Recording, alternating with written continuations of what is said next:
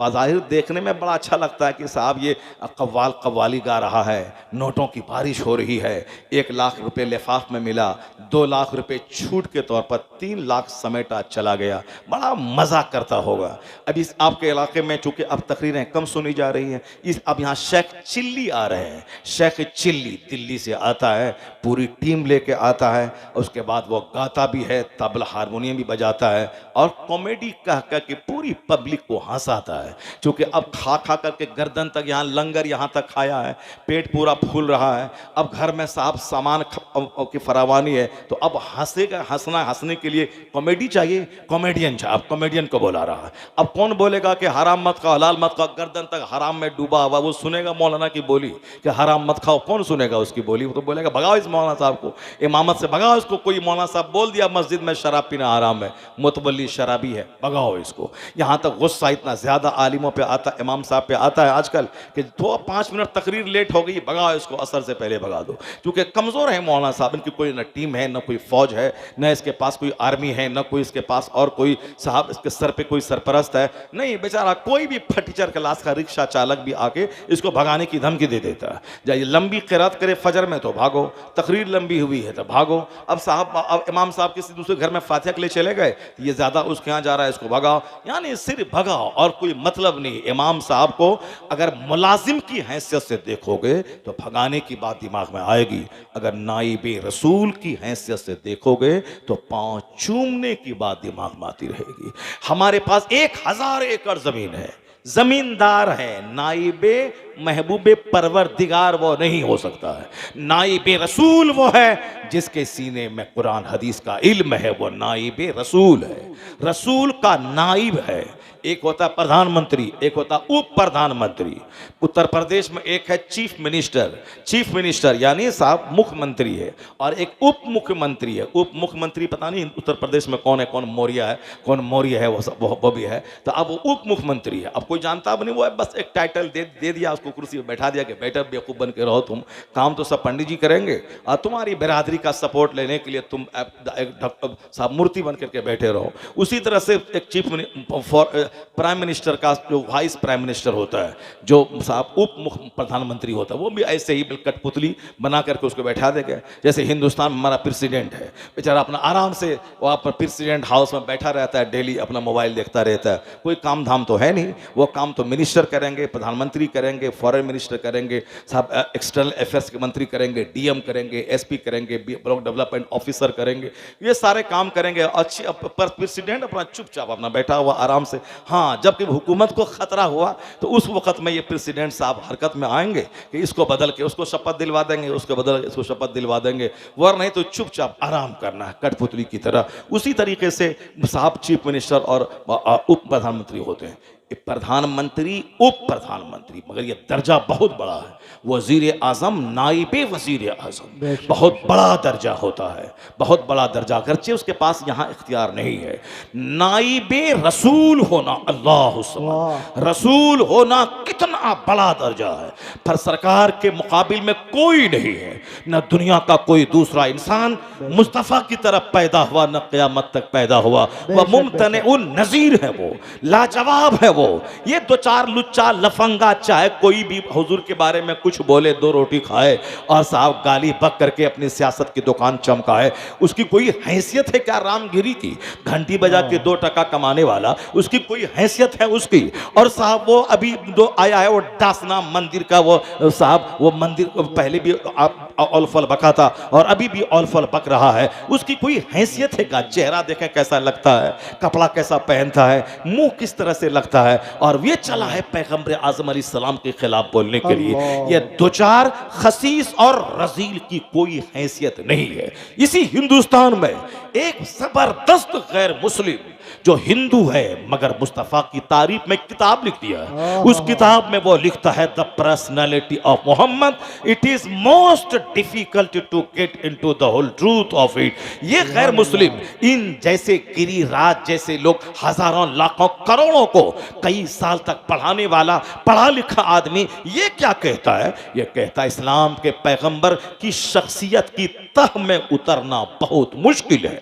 वो कहते हैं इतनी क्वालिटीज इनके अंदर हैं कि एक को पढ़ता हूं बेशुमार दूसरे चैप्टर सामने आ जाते हैं। वो कहते हैं कि क्या विशेषताएं हैं, क्या क्वालिटीज है, क्या जमाने को दिया है, क्या दुनिया में इन्होंने एक मजहब ऐसा जबरदस्त दिया कि कोने कोने में इस्लाम है। एक ऐसा जबरदस्त टीम पैदा की गुलामों की कि हर जबान पे लफ्ज़ मोहम्मद का कलमा जारी है। ला इलाहा इल्लल्लाह मुहम्मद रसूलुल्लाह पढ़ने वाले 200 करोड़ की तादाद में पूरी दुनिया में है। वही एक नमाज अमेरिका यूरोप में, वही एक नमाज मलेशिया इंडोनेशिया में, वही एक निकाह खुला का कानून अरब में, वही पूरी दुनिया में। यहाँ तो कानून हर 2 साल के बाद बदलता रहता है, लेकिन 14 सदियां गुजर गई, उन्हीं का कलमा चल रहा है, उन्हीं का खुतबा पढ़ा जा रहा है, उन्हीं का तरीका चल रहा है, उन्हीं का दिया हुआ उसूल सारी दुनिया में है। और आज तक किसी ने बदलने और चेंजिंग करने की बात नहीं की। उनका हर ज़ाब्ता लाजवाब, हर कानून लोगों के लिए अमृत महसूस होता है।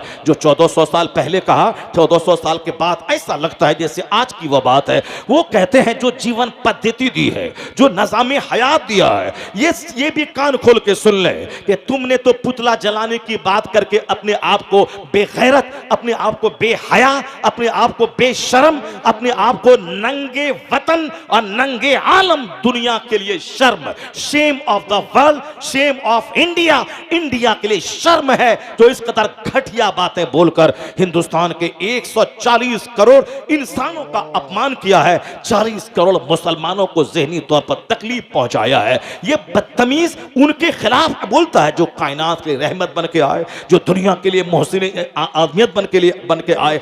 आज जो दुनिया में करोड़ों स्कूल, लाखों कॉलेज और हजारों यूनिवर्सिटीज मौजूद हैं, बता दें ये खबीस मरदूद कि 1000 साल पहले कोई कॉलेज दुनिया में था, कोई यूनिवर्सिटी दुनिया में थी? ना JNU थी, ना AMU थी, ना BHU थी, ना लखनऊ यूनिवर्सिटी थी। कोई कॉलेज 500 साल पहले नहीं था। जितने भी कॉलेज और स्कूल हैं सबकी तारीख 500 साल के अंदर की तारीख है। लेकिन 1500 साल पहले नॉलेज की बात, इल्म की बात, इल्म हासिल करना हर मुसलमान मर्द और औरत पर फर्ज है। वो कंपलसरी होने की बात किसने की है? किसने कहा माँ की गोद से कब्र की गोद तक पढ़, हर हाल में पढ़, इल्म ताकत है, इल्म नूर है। आज 500 साल पहले कॉलेज नहीं था, 1000 साल पहले हुजूर ने नॉलेज और इल्म की जो बात की है, आज वही बात का असर है कि दुनिया में लाखों कॉलेज, लाखों स्कूल खुल गए हैं। कयामत तक जहां भी शिक्षा की बात कोई करेगा मुंह उसका होगा और यह नारा मुस्तफा का अता किया हुआ होगा, यह नारा मुस्तफा का दिया हुआ होगा। नारे गौसियत बस लगे आला हजरत अल्लामा मुफ्ती शहरियार साहिब किबला जिंदाबाद जिंदाबाद। सिर्फ इल्म नॉलेज एजुकेशन, शिक्षा। ये नेता लोग भी कहते हैं शिक्षा ग्रहण कीजिए, शिक्षा हासिल प्राप्त कीजिए। इस्लाम ने कहा इक़रा बिस्मि रब्बिकल लज़ी खलक, पढ़िए अपने रब के नाम से जिसने पैदा किया। ये नेता सब अपनी रोटी सेंकने के लिए वो इक़रा बिस्मि रब्बिकल लज़ी खलक पढ़ते हैं और अपने किसी बेटे को कुरान नहीं पढ़वाते हैं और अपने बेटे को कहते क्या है, मौलाना के चक्कर में मत पढ़ना। और ये नेता बोलता क्या है कि हमारे पास किसी तवाइफ को ले आना चलेगा मगर किसी मौलाना को मेरे पास मत लाना। ऐसे खबीस मरदूद किस्म के लोग समाज में बैठे हुए हैं और ये मुसलमानों की दुआएं देते हैं कि मुसलमान साहब तुम हमारा साथ नहीं देता है। मुसलमान भी शराब पिएगा, तुम भी शराब पिएगा। मुसलमान भी जिना करेगा, काफिर भी जिना करेगा, तुम भी जिना करेगा। काफिर भी मुसलमानों को नफरत करेगा, तुम भी करेगा। वो काफिर भी दिल्ली में जा करके सांसद बन के होटल अटेंड करेगा और तुम भी जाएगा। काफिर के पास मुसलमान जाता है, थोड़ा सम्मान देता है, चलो हम काम कर देंगे सड़क बिजली पानी का, और तुम्हारे पास जाते हैं तो तुम बोलता है कि मुसलमाने का काम करेंगे, हम तुम्हारा ही सिर्फ MP हैं कि दूसरों का भी है। तुम तो धुतकार के भगा देता है और वो तो इज्जत की कुर्सी भी देता है। ये बता दे कि दोनों का एक तरह का रवैया है। हम कैसे कहें कि कैसे तुमको किस नाम पे वोट दें और किस नाम पे तुझसे हमदर्दी और मोहब्बत करें। जैसे हमारे सामने एक मगलिया अकिल का एक नौजवान अब्दुल्ला आराम का आ गया। वो अब्दुल्ला के मुंह में गुटका है, अब्दुल्ला के गले में सोने के चैन है। नहीं, हम ढेर पैसा कमाते हैं। अब सो हाथ में साहब सोने की 2 अंगूठी, क्यों? हम ढेर पैसा कमाते हैं। हम उसके पाँव में साहब वो धागा बंधा हुआ है, वो फटा हुआ जीन्स पहना हुआ है, वो साहब का टी शर्ट पहने हुआ है, अब बिल्कुल साहब चारों तरफ से बाल मुंड के बीच में औरतों की चूटी की तरफ बाल खड़ा किए हुआ है। अब ये सामने आया, ये हुलिया है मेरे बच्चों का, और हाथ में मोबाइल गुम गुम करता है और मोबाइल ऐसे चला रहा है, ऐसे गुटखा खा रहा है और मोबाइल चलाता है। उसके सामने रमेश आ गया, वह रमेश का भी फटा हुआ पैंट है, रमेश के मुंह में भी गुटखा है, रमेश के हाथ में भी सोने की चैन है, रमेश के गले में सोने का चैन है, रमेश के हाथ में भी सोने की अंगूठी है, और साहब रमेश का बाल भी चारों तरफ से मुंडा हुआ है। ये बताइए कि दोनों का जोग्राफिया देख के हम कैसे पहचाने कि एक जन्नती है एक जहन्नमी है, एक गद्दारी मुस्तफ़ा है एक वफादारी मुस्तफ़ा है, एक जन्नत का मुसाफिर है एक जहन्नम का राही है। मैं कैसे पहचानूं? दोनों का चेहरा एक जैसा, हेयर स्टाइल एक जैसा, पैंट एक जैसा, टी शर्ट एक जैसा, गले हाथ का धागा एक जैसा, वह अंगूठे का धागा एक जैसा, और गले का साहब पांव के रिंग एक जैसा, और हाथ में बाला पंजाब के सिखों का एक जैसा। ये धागा ये बाला ये कहां से आ गया है साहब? ये डकैत चोर लोग जो हाथ में धागा बांधते हैं और साहब अंगूठी पांचों उंगली में 5 अंगूठी सोने की पहनते हैं। जबकि मुसलमान होने के नाते तुझको समझना चाहिए कि अल्लाह ने मर्दों के लिए सोना को इस दुनिया में हराम करार दिया है कि गोल्ड मत पहनना, न चैन पहनना, न अंगूठी पहनना, चाहे शादी के दिन क्यों ना हो, 1 मिनट के लिए क्यों ना हो, मत पहनना। क्यों नहीं बोलता है कि सोने की अंगूठी पहनना हराम है, हमको नहीं देना है? अपनी बेटी को दे दो 50 भर सोना दे दो, अपनी बेटी को 50 अंगूठी दे दो, अपनी बेटी को 50 पायल दे दो, अपनी बेटी को सर से लेके पांव तक सोने से उसको लाद दो, मगर हमको 5,000 रुपए की अंगूठी में मत देना। इसलिए मत देना कि सोने की अंगूठी पहनना मर्द के लिए हराम है, सोने का कंगन मर्द के लिए हराम है, सोने का चैन मर्द के लिए हराम है। तो कम से कम मुसलमान बन के तो दिखला दे कि हमारे लिए सोना हराम है, मर्द के लिए। इसीलिए गोल्ड हराम है यहां, चूंकि मर्दों को जन्नत में सोने का कंगन पहनाया जाएगा, मर्दों को जन्नत में सोने का कंगन पहनाया जाएगा, इसलिए यहां सोना पहनना हराम है। वहां जन्नत में चूंकि नमाज नहीं है, जन्नत में रोजा नहीं है, जन्नत में हज नहीं है, जन्नत में ज़कात नहीं है, जन्नत में और कोई मुशक्कत इबादत की नहीं है, वहां सिर्फ ऐश है। जो दुनिया के 50-100 साल अल्लाह से डर के गुजारेगा, नमाजों में गुजारेगा, सजदे में गुजारेगा, दिल में है गुनाह करने का तूफान, मगर पेशेंस का पत्थर सीने पे रख लेगा, नहीं मुझको आंख उठा के नहीं देखना है, मुझको हाथ नहीं पकड़ना है, मुझको बदकारी नहीं करनी है, मुझको 1000 काम को छोड़ के अल्लाह को सजदा करने के लिए 10 मिनट के लिए मस्जिद जाना है। नफ्स कहता है शराब पी मगर नहीं पीना है, नफ्स कहता है बदकारी कर नहीं करना है, नफ्स कहता है रोजा छोड़ दे नहीं छोड़ना है। दुनिया का 50-100 साल जो तकवा में गुजारेगा, परहेजगारी में गुजारेगा, मरने के बाद अब वहां ये सारी उलझनों से बच करके अब सिर्फ ऐश करेगा, इंजॉय करेगा। क्योंकि जन्नत में बुढ़ापा नहीं है, वहां बीमारी नहीं है, वहां कोई हासिद नहीं है, वहां कोई चिढ़ने वाला नहीं है, वहां दाढ़ी के बाल नहीं है, वहां बदन की बदबू नहीं है, वहां पेशाब पाखने की मुशक्कत नहीं है, वहां नेमत के छीनने का अंदेशा नहीं है, वहां बीमारी का अंदेशा नहीं है। इंजॉय असल है वहां जहां ना बीमारी है, जहां ना दर्द है, ना हासिद है, ना चिढ़ने वाला है, ना एक्सीडेंट है, ना कोई खतरा है, ना पेशाब पाखाना है, ना कब्ज की मुसीबत है, ना लूज मोशन की मुसीबत है, ना पसीने की बदबू है, ना मुंह से लेर निकलना है, ना कान का बहना है, ना नाक से बलगम निकलना है। हर एतबार से हर 80 साल 90 साल का बूढ़ा जो हालत ईमान में मर गया, जन्नत में 30 साल का बना दिया जाएगा। वहां सारे लोग 30 साल के रहेंगे, 30 मर्दों के बराबर ताकत अल्लाह देगा, 70 हूरे देगा, सोने चांदी का मकान देगा। और दुनिया की जो बीवी नेक परहेजगार बन के रही, हालत ईमान में मरी, यह जन्नत की 70 हूरों से ज्यादा खूबसूरत बना के या उस जन्नती शौहर के निकाह में डाला जाएगा। अगर ये उनका शौहर बदकार जहन्नमी हुआ तो उसको किसी दूसरे जन्नती शौहर के निकाह में उसको वहां डाला जाएगा। और अगर बीवी अगर बदकार रही तो वो जहन्नम जाएगी, शौहर को उसकी बीवी के बदले में 70 अच्छी हूरें अल्लाह अता फरमा देगा। इस तरह से जन्नत में वहां सिर्फ पाकीज़ा शराब है, वहां जन्नत में हूरें है, वहां चांदी की तरह चमकते हुए गुलाम है, वहां ना नमाज की मुसीबत है, ना वजू करने की मुसीबत है, ना कड़ाके की सर्दी में मस्जिद जाना है, ना धूप में रह करके पसीने में शराबोर होकर नमाज पढ़ना है। वहां सिर्फ इंजॉय है, शराबे तहूरा, खूबसूरत लड़कियां, 70 हूरें और 50 कमरे का मकान, 50 हद्दे निगाह तक सोने चांदी की ईंट से बना हुआ मकान और 30 मर्दों के बराबर ताकत, असली इंजॉय वहां है। इसलिए हुजूर ने हमेशा आखिरत की बात की। नजर में आखिरत बसा ले, दुनिया की हर गरीबी हेज हो जाएगी, हर दर्द काफूर हो जाएगा। अगर जन्नत दिमाग में बसी रही तो सोने की दीवार मिट्टी की दीवार दोनों बराबर हो जाएगी।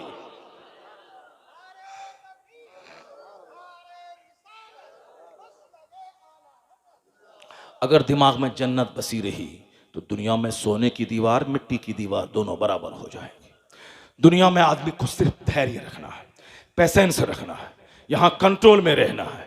या जो मुश्किल है करना, जो मुश्किल काम है तब ना वहां आराम मिलेगा। जो दुनिया में भी मस्ती करेगा मरने के बाद जन्नत में मस्ती करेगा, ऐसा थोड़ी होता है।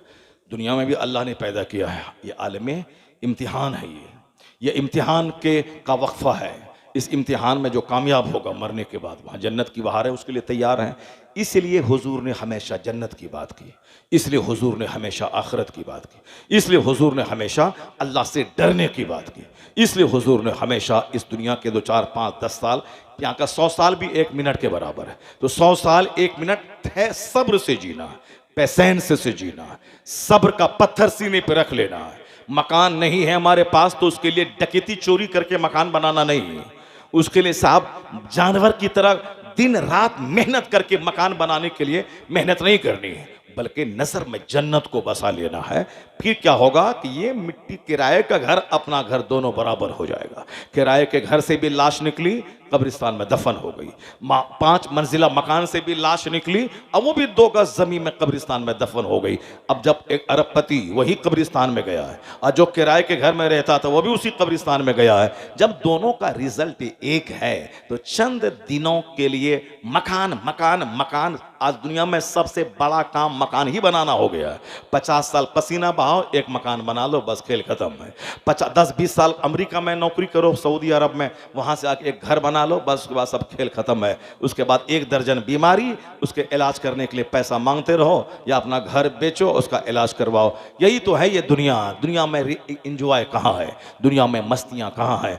अक्लमंद जो इस पर गौर करता है वह दुनिया से ज्यादा आखिरत के लिए पागल रहता है, वह आखिरत के लिए मेहनतें करता है, वह आखिरत की बातें सोचता है। वरना दुनिया में तो अल्लाह ने ऐसे भी सुकून नहीं रखा। मैं अक्सर कहता हूँ, वो चार्ली चैपलिन, वो साहब ब्रिटिश फिल्म स्टार था, करोड़ों जिसके फैंस हैं हिंदुस्तान और बैरून हिंद पूरी दुनिया में, मगर वो अंदर से इतना दुखी था कि रोता रहता था, दरवाज़ा बंद करके रोता था, अंदर में रोता था। जिस पैगंबर आजम ने दुनिया को अंधकार से बचाया, दुनिया को डार्कनेस से बचाया, इसका कोई जवाब है इस खबीस के पास? कुरान करीम की आयत नाजिल होती है, read in the name of your lord who created. कुरान शरीफ की आयत 1500 साल पहले नाजिल हुई है, सरकार पे नाजिल हुई है, और हुजूर ने उसकी तशरीह में जो इल्म की फजीलत पे बयान दिया है। और आज जितने भी कॉलेज, अमेरिका का वजूद 500 साल पहले, 600-700 साल पहले नहीं था, 1495 में कोलंबस ने पता लगाया। तो फिर कैसे पता चले कि टेक्नोलॉजी क्या चीज है, रिसर्च क्या चीज है, गौर फिक्र क्या चीज है? ये चीजें आज साइंस जवान हो रही है, दिमाग जलाया जा रहा है और समंदर की गहराई में गोता लगाकर वहां से नॉलेज हासिल किया जा रहा है। 6-6 महीने फजाओं में लटक कर पीस खलाओं का, कायनात का पता लगाया जा रहा है। ये दिमाग जलाना, डिस्कवर करना, पोंडरिंग करना, मेडिटेशन करना, कंटेम्पलेशन करना, गौर फिक्र करना, तहकीक करना, तजस्सुस से काम लेना, गौर दिमाग जला जला के नई नई चीजें पैदा करने का हुनर अपनाना, ये पैगाम दिया किसने है? पहले लोग सूरज को पूजते थे, लेकिन आज लोग सूरज पर तहकीक कर रहे हैं। पहले लोग चांद को पूजते थे, लेकिन आज चांद पे रिसर्च हो रहा है, तहकीक हो रही है कि चांद को अपनी रोशनी है या यह सूरज की रोशनी से चमक रहा है। पहले लोग चांद सूरज को पूजते थे, पहले लोग बादशाह को पूजते थे, लेकिन अब बादशाह पूजा नहीं जा रहा है। पहले गरीब नहीं पढ़ते थे, लेकिन आज गरीब की झोपड़ी में शिक्षा है। पहले लोग दरख्त को पूजते थे, लेकिन आज दरख्त, आज साहब बायोलॉजी में तहकीक का विषय है। मैं कहता हूं, जो जो चीजें तुमने इबादत का मौजू बना डाला था, दरख्त को तुमने खुदा बना लिया, जानवर को तुमने खुदा बना लिया, सूरज को तुमने खुदा बना लिया, चांद को तुमने खुदा बना लिया, लेकिन आज साइंस ने तेरी धज्जियां उड़ा दी है। सूरज पे रिसर्च फिजिक्स में हो रहा है, चांद पे रिसर्च फिजिक्स में हो रहा है, लोहा और पत्थर पे रिसर्च केमिस्ट्री में हो रहा है, दरख्त और जानवर पे रिसर्च बायोलॉजी में हो रहा है। जिसको तुमने खुदा का मौजू बनाया था वह तो आज मौजूए तहकीक बन गया है, वह मौजूए रिसर्च बन गया है। अब साइंस ने उसकी हिंदी की चिंदी कर दी है। ये बता दे कि मौजूआत इबादत जिसको तुमने बनाया था, टॉपिक्स ऑफ वर्शिप, उसको टॉपिक्स ऑफ रिसर्च किसने बनाया? तहकीक का मौजू किसने बनाया? पढ़ कुरान करीम। कुरान करीम का हर चैप्टर कहता है वह फिस समाए रिज़्क़ुकुम, आसमान में तेरी रोजी है, वह फिल अर्द आयातुल लिल मुक़िनीन, जमीन में अहले यकीन की निशानियां है। पढ़ ले दरख्त पे, दरख्त है क्या? ये सूरज है क्या?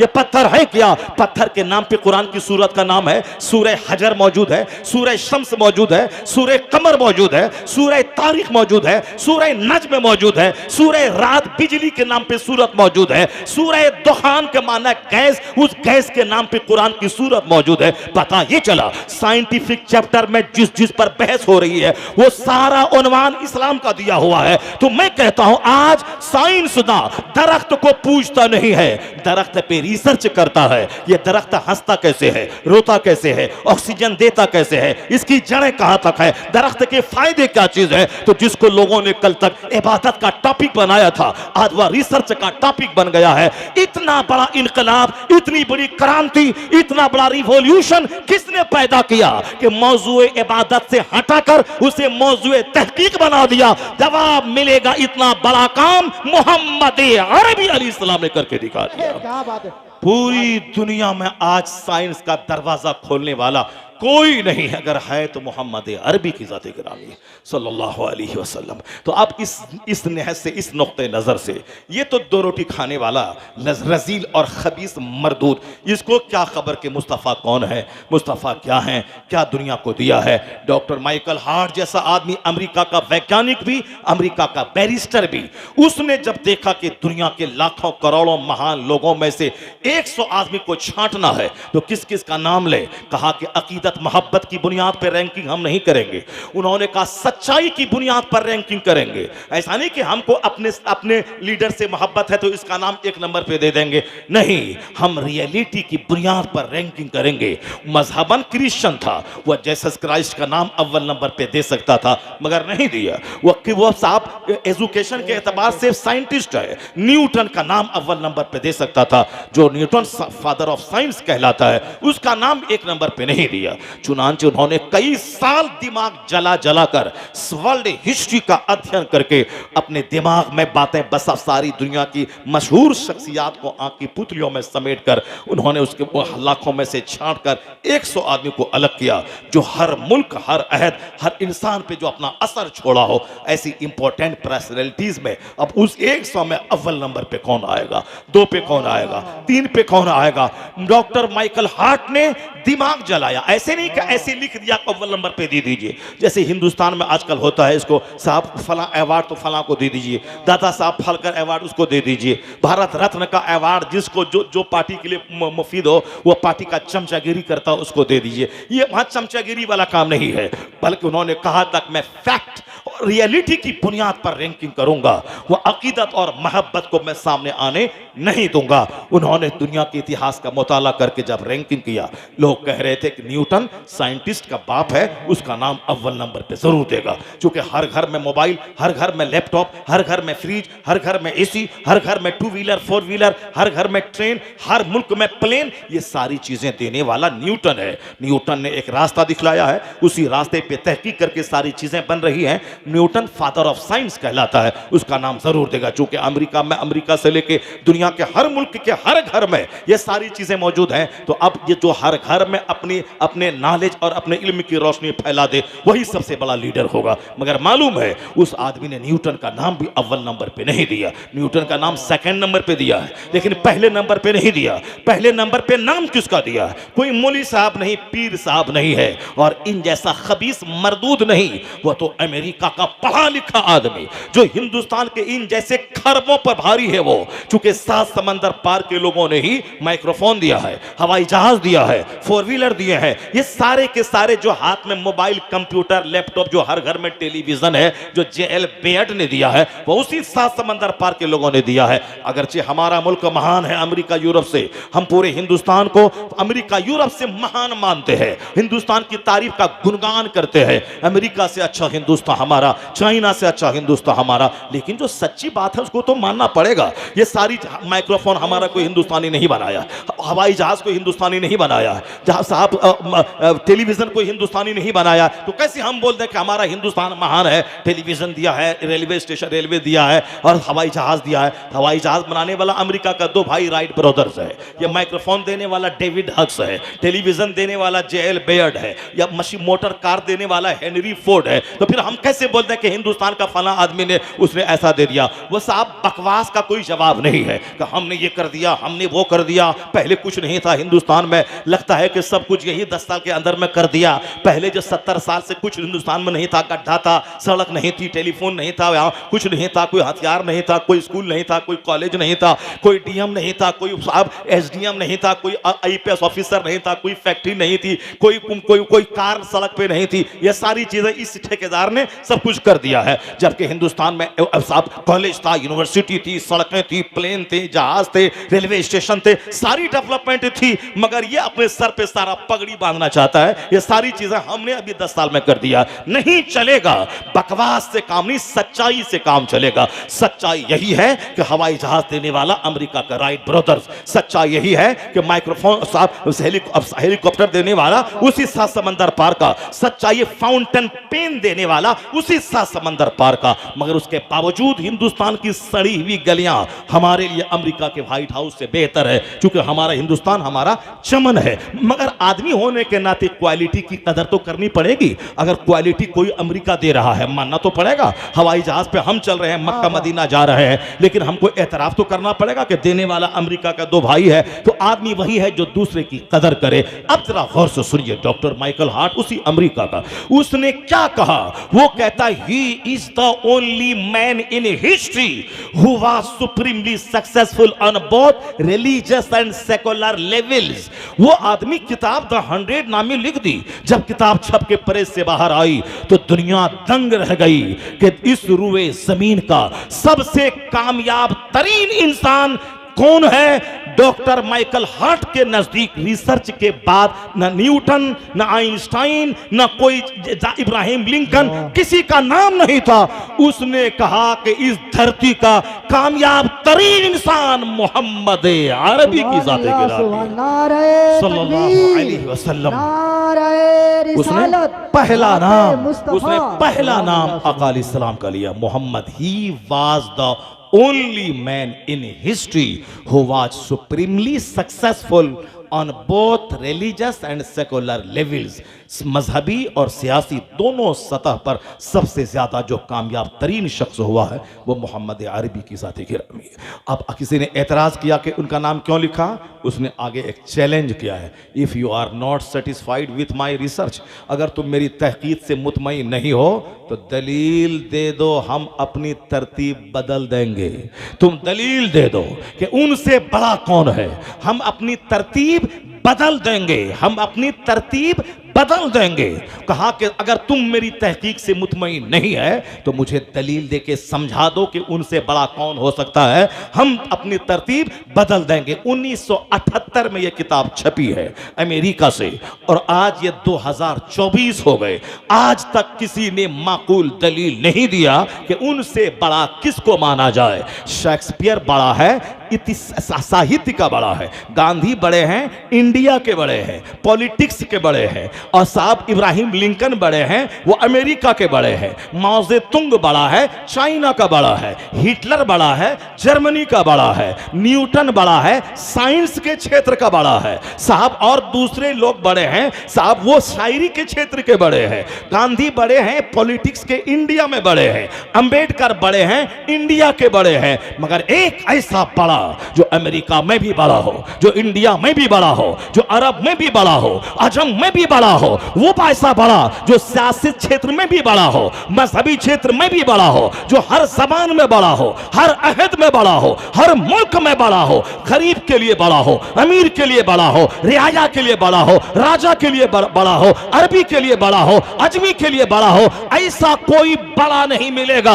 अगर ऐसा कोई बड़ा है तो अल्लाह ने अपने महबूब को बड़ा बड़ा के दुनिया में भेजा है। वरफाना लका जिक्रक, हबीब का जिक्र अल्लाह ने बुलंद किया, ऐसा बुलंद किया मौलवी की जबान तो रहता ही था, साइंसदानों की जबान पे भी यही है कि सबसे आला व औला हमारा नबी, सबसे बाला व वाला हमारा नबी।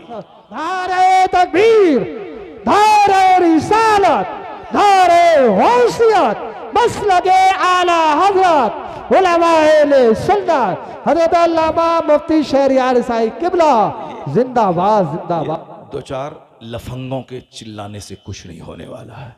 अल्लाह ने अपने महबूब के बारे में कह दिया है कि अल्लाह ने महबूब को भेजा है ताकि सारे मज़ाहिब पे महबूब को गालिब कर दे। हुवल्लज़ी अरसला रसूलहु बिलहुदा व दीनिल हक़ लियुज़हिरहु अलद्दीन कुल्ली, सारे दीन पे जिसको गालिब कर दे। अगर नेता बोलता है इस्लाम खतरे में है तो झूठ बोलता है, मौलवी साहब अगर बोलता है तो झूठ बोलता है, अगर कोई पीर साहब डराता है मुरीदों को 2 टका कमाने के लिए तो वो झूठ बोल रहा है। इस्लाम न कभी खतरे में था, न है, न क़यामत तक रहेगा। ये बकवास नहीं है, दलील है मेरे पास। दलील इतनी मजबूत दलील है कि अगर आपको याद रह गया तो आप कभी नर्वस नहीं रहेंगे, आप दूसरों से कभी शिकस्त नहीं खाएंगे, आप हमेशा हर महफिल में आप सबसे बोलेंगे अल्लाह सच्चा, अल्लाह से बड़ा कोई बड़ा नहीं है, अल्लाह का कलाम सच्चा, इन्ना खैरल हदीस किताबुल्लाह। हदीस में आया है कि सबसे अच्छी बात अल्लाह की बात है, कुरान। आजकल चूंकि हम लोग पीर की बात करते हैं, अल्लाह की बात ही नहीं करते, इसीलिए खानकाह में लड़ाई है, घर में लड़ाई है। पीर के नाम पे एक गांव में 10 पार्टी बटे हुए हैं, फला पीर फला पीर फला पीर फला पीर, चूंकि कोई कुरान ही नहीं पढ़ता, सब पीर साहब की कहानी बयान करता है। पीर साहब पीर साहब पीर साहब। पहले अल्लाह का नाम लो, पहले अल्लाह का जिक्र करो, पहले नमाज पढ़ो, उसके बाद वजीफा पढ़ना। नमाज छोड़ करके कोई वजीफा काम नहीं आएगा। तो अब नमाज गायब है, पीर साहब का वजीफा ढो रहे हैं, वहाँ तो लड़ाई होगी, वहाँ तो जंग होगी। पीर साहब का मतलब है उसके सीने में कोई दाग नहीं हो, हसद ना हो, उसको कोई 2-4 तमाचा मार दे फिर वो बदला नहीं ले। चूँकि हुजूर सल्लल्लाहु अलैहि वसल्लम को लोगों ने पत्थरों से ज़ख्मी कर दिया तो सरकार के पास फरिश्ते आ गए। फरिश्ता बोला आप हुक्म दें, मैं दोनों पहाड़ को मिला देता हूँ, इन सारे शरीरों को उसमें पीस देता हूँ। हुजूर ने कहा नहीं नहीं, हम पीसने नहीं आए हैं, हम देख रहे हैं कि ये लोग नहीं मान लाए, इनकी नस्लें कलमा पढ़ के मुसलमान बनने वाली। क्या बात है, हुजूर चाहते तो बदला लेने के लिए, चूंकि इतना पत्थर मारा था कि सरकार लहूलुहान हो गए, लेकिन हुजूर ने बदला नहीं लिया, उनकी हिदायत की, दुआ की। तो जो पीर होता है वह नाइबे रसूल होता है, तो जो नाइबे रसूल होता है वह भी सरकार की सीरत की झलकियाँ उनकी पर्सनैलिटी में ज़िंदगी में रहती हैं। कोई गाली दे, या गाली का जवाब गाली से नहीं दे। लेकिन आजकल पीर साहब को कोई दूसरा आदमी कुछ बोल दिया, टेस्ट करने के लिए देखें इसको गुस्सा आता है कि नहीं आता है। पीर साहब अपनी जगह रहते हैं, उनका जो चेला चपेटा है वही तलवार लेके काटने दौड़ जाता है, मार देंगे। तुम हमारे पीर को ऐसा बोला, अरे तुम्हारा पीर पीर है कि गोंडा है यार, तुम गोंडा गिरती सिखाता है क्या तुमको? तलवार लेके काट दो, तलवार लेके मार दो। तुम्हारा पीर साहब पीर है, नाइबे रसूल है कि गोंडों का सरदार है? तो पता चला कि तुम्हारा पीर पीर नहीं है, वो तो लठेत है, वो तो साहब लड़ाई झगड़ा करने की बातें करता है। हम तो उस वक्त नाइबे रसूल समझते कि मैंने गाली दी थी, वो कुछ नहीं बोलते, मेरे लिए दुआ देते, तब हम समझते हाँ वाकई तुम्हारा पीर नाइबे रसूल है। यहाँ सबके सबका गर्म मजाज है, वैसा मुरीद वैसा पीर। पीर को भी आजकल न पकड़ने में देर है न छोड़ने में देर है। पीर साहब का हाथ पे हाथ दिया, 5 दिन में टका नहीं मिला तो पीर साहब को छोड़ के दूसरे पीर के पास चला गया। वो आपने बोला था ये बड़े बाकरामत हैं, बड़े कुतुब हैं, बड़े वली हैं, जो दुआ देते हैं बस सब मालदार बन जाता है। हम तो 5 महीना हो गया मालदार नहीं बने, अब छोड़ो हटो इस पीर को। बिहार में कोई पीर साहब है जो जो जो मुरीद हुआ सब अरबपति बन जाता, अब ये दौड़ करके धान चावल बेच के बिहार पहुंच गया। अब कहाँ है पीर साहब, उसको मुरीद हो जाओ ताकि हम भी मालदार बन जाए। वहाँ मुरीद हो गया, 4 महीने के बाद मालदार नहीं, भाई बिहारी बिहारी वो सब बोला था वहाँ मालदार बनेगा, वो सब बेकार झूठ बात है। भले ही गुजरात में एक पीर साहब है, गुजरात में बड़ा वो पीर साहब, वो दो दुआ दे देता है, वो सब हो जाता। ये पर हमारे पैसा कौड़ी लिया चला गया गुजरात। अब वहाँ गुजरात के पीर से मुरीद हुआ, 6 महीने के बाद पैसा नहीं बढ़ा, गुजराती गुजराती हटाओ, ये सब गलत बात है। अब कुछ नहीं मिलेगा, मिलने वाला है। ये पैसा के चलते पीर बदल रहा है। अब मुरीद पीर साहब भी पैसा वाला मुरीद ढूंढ रहा है। कोई मिल जाए जिसके घर में एसी लगी हो, जिसके पास अच्छी कार मौजूद हो, जहाँ जाएं आराम से 2 दिन ठहरें, सोएं, नमाज पढ़ें न पढ़े मगर रात भर सोएं, दिन भर आराम करें, फजर गायब जोहर गायब, खाएं पिएं, हुजूर एक लुकमा और ले लीजिए, हुजूर एक बूटी और ले लीजिए, हुजूर दूध पी लीजिए, हुजूर लस्सी पी लीजिए। अब ये पीर है साहब नमाज ही नहीं पढ़ रहे, अब सिगरेट पी रहे हैं, गुटखा खा रहे हैं। पीर साहब उड़ाया, मुरीद को नोचा खसोटा, अपना चला गया। ये पीर साहब अब उसके नाम पे समाज में जंग हो रही, उसके नाम पे लड़ाई हो रही, उसके नाम पे साहब मारधाड़ कर रहे हैं। ये पीर साहब को गुटखा खाने की फुर्सत नहीं। इन गुटखा खोर पीरों के बीच में एक पीर था, जिस पीर को किताब के मुताले से फुर्सत नहीं है, जिस पीर को तिलावत से फुर्सत नहीं है, जिस पीर को हदीस बयान करने से फुर्सत नहीं है, जिस पीर के इर्द गिर्द गोंडा नहीं रहता था, उनके इर्द गिर्द मुफ्तियों की जमात रहती थी, आलिमों की जमात रहती थी, मुफस्सिरीन की जमात रहती थी, जो साहब गोंडागिर्दी को अपने पास फटकने नहीं देते थे। आलिमों की जमात, मुफ्तियों की जमात, मुफस्सिरीन की जमात जब भी बोल रहे, कुरान पाक की आयत बोल रहे हैं, हदीस पढ़ रहे हैं, फतवा लिखवा रहे हैं, फतवा का जवाब दे रहे हैं। कौन था वो जो आलिमों की झुरमुट में रहता था, हमेशा किताब का मुताला करता था। जब भी देखा नमाज में, जिक्र में, अज़कार में, यहां तक कि जो इंतकाल का आखिरी दिन था, नमाज अस्र के बाद साहब जिक्र अज़कार में लगे हैं, जबान पे अल्लाह अल्लाह का विर्द जारी है। दलाइलुल खैरात शरीफ जो वजीफे की सबसे बड़ी किताब है, उसका विर्द करवा के सुन रहे हैं। उधर अज़ान मगरिब हो रही है, इधर सांस आखिरी लेकर अल्लाह अल्लाह कहते हुए जाने आखिरी के हवाले कर रहे हैं। कौन था इस जमाने का अब्दाल, कौन था इस जमाने का कुतुब, कौन था इस जमाने का आलिमों का सरदार, कौन था पीरे कामिल? उसी को दुनिया अल्लामा अख्तर रजा खां अज़हरी ताजु शरिया कहती है।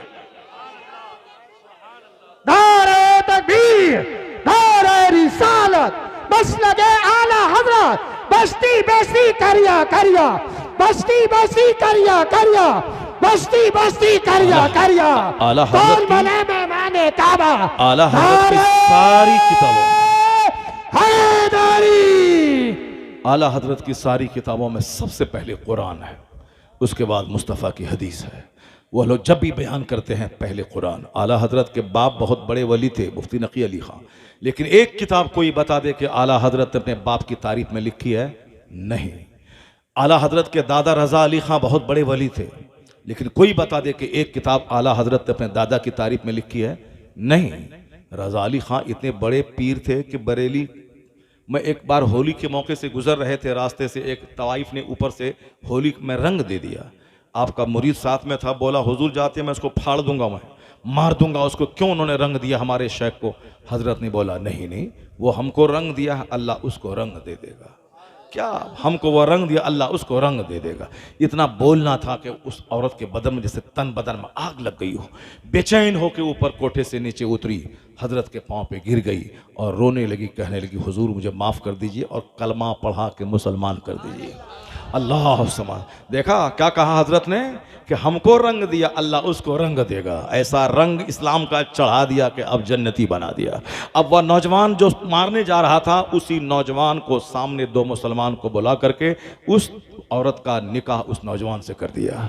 अब बताएं कि जो बदकार थी अब साहब वो नेक खातून बन गई, और जो काफिरा थी अब ज़बरदस्त मुस्लिमा बन गई, और निकाह भी हो गया। अब सारी ज़िंदगी अमन चैन के साथ नमाज रोजे के साए में गुजरने लगी। इतने बड़े कुतुब थे आला हजरत के दादा रजा अली खां, मगर आला हजरत ने कभी दादा की तारीफ में कोई किताब नहीं लिखी। 1000 के करीब किताब लिखी है, मगर इस्लाम पे जिस ज़बान में जैसा अटैक हुआ है उसके दिफा करने के लिए आला हजरत ने इस्लाम की हिफाजत में किताब लिखी है। हुजूर पर किसी ने हमला किया, तहफ़्फ़ुज़ नामूस रिसालत में आला हजरत का कलम जोश में आता था। आपने कलम चलाया, यहाँ तक कि इल्म गैब पर हमला किया तो आपने खाने काबा की चौखट पे बैठकर 8 घंटे में अद्दौलतुल मक्किया जैसी अरबी की इंसाइक्लोपीडिया लिख के कौम के हवाले कर दिया।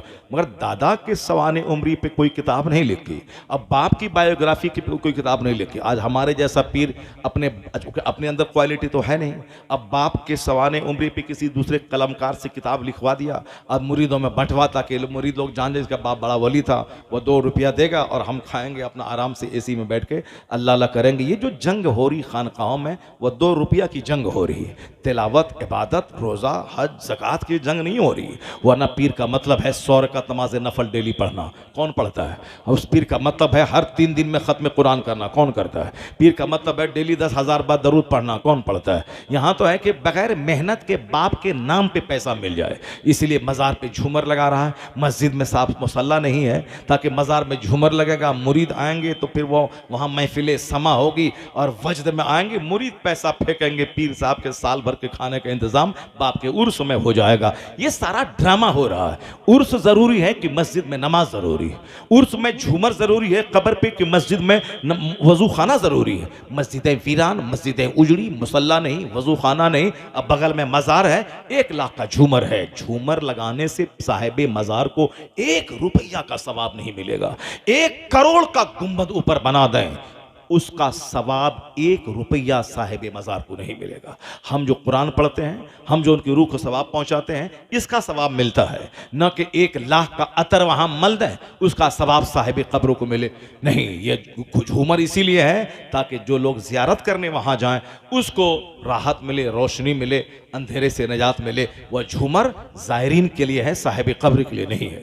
वह गुलाब अतर ज़ायरीन के लिए है, साहिब कब्र के लिए नहीं है। साहिब कब्र के लिए है क्या? तिलावत, इबादत, सदका तो खैरात, जो हम उसके लिए करें उसी का सवाब मिलता है। मगर यहाँ चूंकि खोपड़ी सबकी उलट पुलट हो गई है, इसीलिए झूमर लगा रहा है 1 लाख का, गुंबद बना रहा है 2 करोड़ का। जबकि गुंबद झूमर इसीलिए था ताकि अल्लाह वाले की कब्र आम कब्रों से अलग थलग हो जाए। यहाँ सारा जोर रंग पेंट झूमर और गुंबद पे डाल दिया।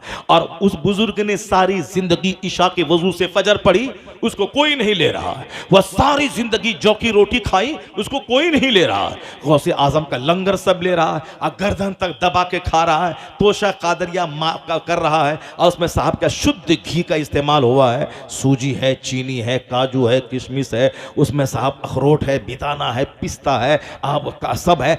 जाहिर सी बात है मजा तो होगा ही। अरे इस गौसे पाक से निस्बत है इस तोशा को, क्या मजा, जबरदस्त मजेदार है।